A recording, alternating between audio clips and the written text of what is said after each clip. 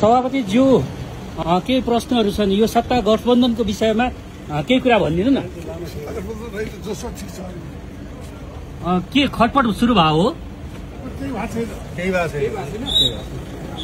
सत्ता समीकरण नै परिवर्तन हुन्छ भन्ने छ नि अहिले।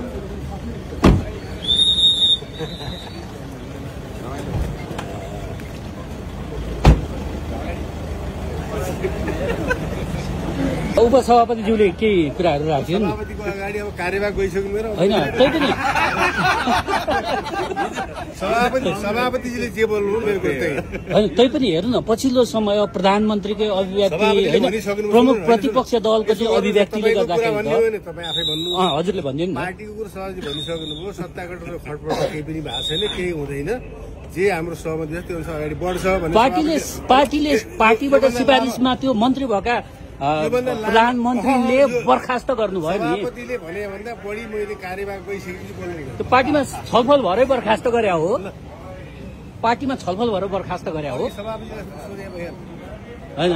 उपसभापति हुनुहुन्छ हजुर पनि भनिदिनु न। सभापतिसँग सल्लाह भयो होला नि त, केही सल्लाह नभइन्छ भनेको सल्लाह भएरै भएको हो। होला तर उहाँले त केही पनि छलफल भए नै छैन, बर्खास्त गरियो भनेर भन्नुभएको छ। यो विषयमा म लामो कुरा गर्दिनँ। तपाईँले सोधेको कुरा सभापति जे भन्नुभयो कि त्यही कुरा हो।